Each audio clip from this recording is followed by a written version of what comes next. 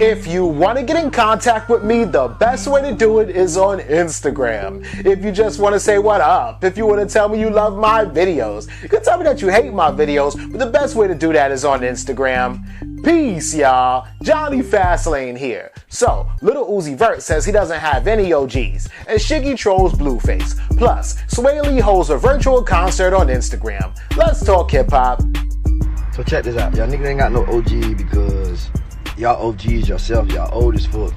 And y'all niggas keep lying, telling all that money, where's it? And y'all niggas keep lying, telling all these hits, where they at? You do alright, but you... Alright, so that was Lil Uzi Vert talking about OGs, right? And so he just did like a little video, and I guess like Lil Uzi Vert is feeling himself because he did like another video talking about, yo, I'm number one, and bop, bop, bop, and then Young Thug did a video talking about, yo, Lil Uzi Vert, you number one, you the truth, you slime, all that, right? But the whole situation is, yeah, he's feeling himself, so he went on Instagram to talk some shit, right? And basically he said like, yo, I don't have no OGs, and he was like, us young niggas, we don't have OGs because y'all are old as fuck, and you talking about you got money, but where's your money at? And y'all talking about you got hits, but where's your hits at, right? Kind of like the same, you know, way that Lil Uzi Vert has always been. When he was like really young, he was like, yo, people that are 25 and older are old as fuck, right? And that was like 4 years ago, and now he's 25, and you know, now he's like, okay, fine, I see I wasn't that old. But the whole thing is like, I kind of feel Lil Uzi Vert on this. The whole thing is that he personally says he doesn't have OGs because, first of all, he's beef with his OGs, right? So you got his personal OGs that are directly like above him are DJ Drama and Don Cannon, right? And y'all know how the story goes. You know, Lil Uzi Vert, I guess some local DJ was playing him on the radio in Philadelphia, where Lil Uzi Vert is from.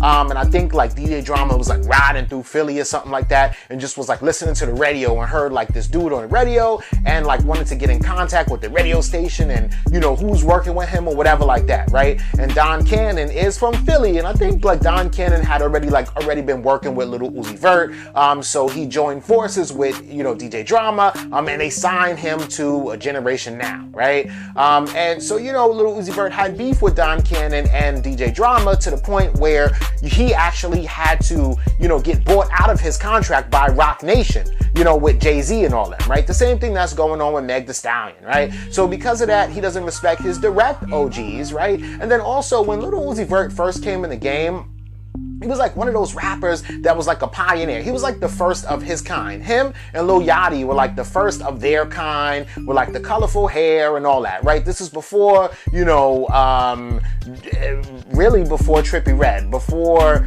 6ix9ine, before, you know, Skinny from 9, before all of these dudes was Lil Yachty and Lil Uzi Vert. And I feel like Lil Yachty and Lil Uzi Vert took like the brunt of a lot of hate from like older rappers too, right? So you had a lot of older OGs hating on them, talking about they messing up hip-hop and it's not real rap, and making fun of what they wearing and talking about their hair and their braids and the beads and all that stuff and the face tattoos and all that. And so even, you know, Ebro on Hot 97 told, you know, Lil Uzi Vert that he wasn't going to be around in a few years, that he wasn't going to make it. So it makes sense to me that just Lil Uzi Vert being a young 25-year-old rapper who's on top of the world right now, who just sold 2 #1 albums 2 weeks in a row, he's going to get on here and talking shit and be like, I don't got no OGs, and feel like nobody really helped him out, right? But there are 2 OGs who did help Lil Uzi Vert out, you know, a couple years ago, right? Nicki Minaj helped him out, and a lot of people don't look at Nicki Minaj as an OG because she's a female, but Nicki Minaj is an OG and probably one of the only people that I saw co-sign Lil Uzi Vert a couple years ago, and then after Nicki Minaj co-signed him, Meek Mill co-signed him too. But Nicki Minaj and Meek Mill were together back then, so I think that Meek Mill just did it because of Nicki Minaj. Even though, you know, Meek Mill is from Philly and so is Lil Uzi Vert, so I'm sure that there's some connection there where Meek Mill wants to, you know, show love to somebody who's from his city, but I feel like Nicki Minaj is the one who showed Lil Uzi Vert love first, right? As an OG. But let me know what y'all think about this in the comments. If you're a comedian, but you didn't answer the question. Wait. Nah, you're a rapper though. I'm not a rapper at all. But I'm a cool looking individual. Shiggy don't look cool. Yeah, I look cool as hell. Listen. If you're a comedian, and you try to jump in the rap lane, it's not gonna work out the way you think it's gonna work out. Just because you got 4 million followers, 5 million followers, then people follow you because you're a comedian. So once you try to rap, they're not gonna take you serious. If you're a dancer and you try to rap, they're not gonna take you serious. I think Shiggy gotta crank that. Unless you got a dancing rap song. You gotta have a comedian rap song. That's the only way it's gonna work. Shiggy's a comedian. If he makes a gangster rap song, nobody will buy it. That's a bump buckle. No. So, Blueface just recently dropped an album called Find the Beat, right? I mean, he's been like promoting this album for like the last few months, and really it was supposed to drop months ago, but it didn't drop. And I guess because they were looking for like a good single or a hit single, right? And it's funny because a lot of people are like, yo, Blueface is trash, he's whack, he's a one-hit wonder or whatever, right? So ultimately, when the album dropped, he ended up selling like 13,000, or 12,000 albums the first week, which is horrible, right? But I really think that there wasn't really promotion behind Blueface's album. Whatever. The reason why he sold that much is, regardless, he sold a very low amount of albums, right? So, DJ Academics always goes on his page, and whoever like sells, whatever the first week, he always puts it on his page. So he goes, Academics is a numbers guy. So he's like, Rich the Kid sold this, Russ sold that, Lil Uzi Vert sold this, right? And now he's talking about, Blueface, right? But the whole situation is that, a couple months ago, I don't know if y'all remember, Blueface and Shiggy kind of, had a little situation on the internet, right? Because basically, Shiggy was talking about how he was going to start being a rapper, and then Blueface was like, you can't be no rapper. People don't take comedians seriously when they try to rap. You're going to be trash, bro. They're not going to take you seriously. Unless you want to come out with a funny song like Lil Duval, you're not going to be a real artist, right? And then Blueface started showing off all his jewels and everything. He was showing off his bank account. He took a screenshot of like a Google search where he searched Shiggy's net worth, and I think it was like 250,000, and then he searched his own net worth, and it was like 6 million or something like that. And he's like, see, I'm a real artist. I'm not no comedian. And he was kind of like going in on Shiggy, right? And Shiggy was kind of quiet and really didn't say nothing, but Shiggy is kind of funny, and he's also a troll and kind of the butt of a joke, but he's also a comedian, so it's cool for him to be the butt of a joke sometime, right? But anyway, so since, Blueface sold so low and Academics posted it on his page, guess who came out the woodwork? And I'm talking about Shiggy must have been waiting, 6-7 months for this, right? But he's like, yo, I'm finna drop an album and please stream my shit because I'm trying to sell more than this nigga Blueface, right?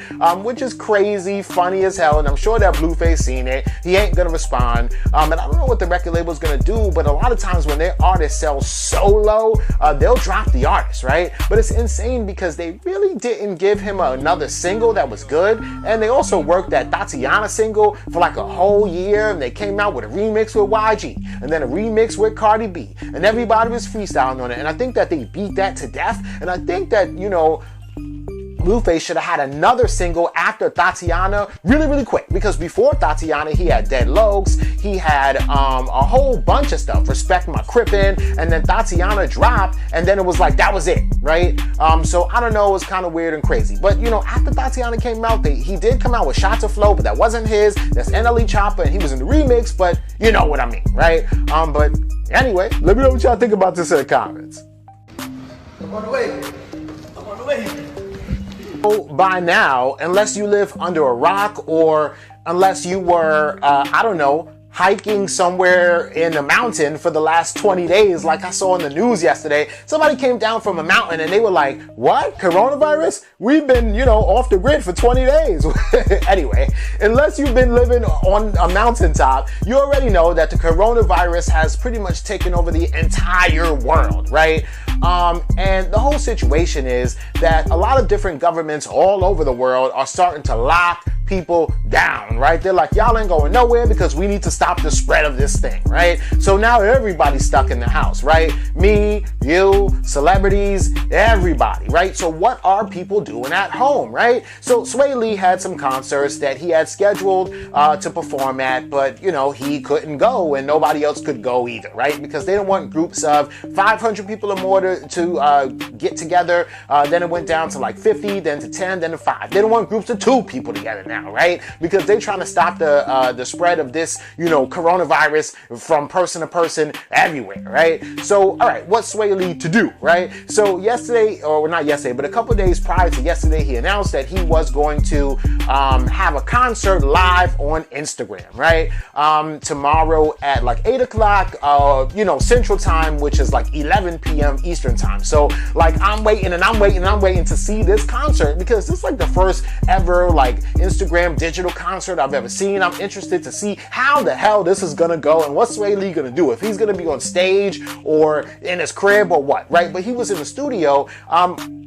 It was pretty cool. It didn't start right at 8 o'clock. It started like around 8:30 or whatever like that. Swae Lee was running late, as y'all saw. But at the end of the day, he went up into the studio and there was no audience or nothing besides probably like one security guard and maybe a cameraman. They played the music and Swae Lee is literally like performing all his songs, right? All his hits, right? Swae Lee is a whole fool, jumps up like on a chair or a table or something and crowd surfs, but there's no damn crowd. So he just like jumps off of the shit and kind of like lands like halfway on the floor or whatever, right? And then it's so funny, like Swae Lee was doing all the antics. It was definitely entertaining, and this is my thing, right? Like if Swae Lee could go into the studio and do a virtual performance on Instagram Live and still be super entertaining for everybody to watch, then shout out to him, and that's what other artists and rappers probably are gonna start doing, right? It was to the point where y'all know how like sometimes fans or artists get so excited that they'll jump up on stage and like start rocking out with the artists and everything. Well, there was no crowd, but it was crazy because there was like somebody threw like a stuffed animal up to where Swae Lee was performing, and Swae Lee tried to act like that was a fan jumping on stage. He starts fighting the stuffed animal. It was like really funny, really cool, really stupid,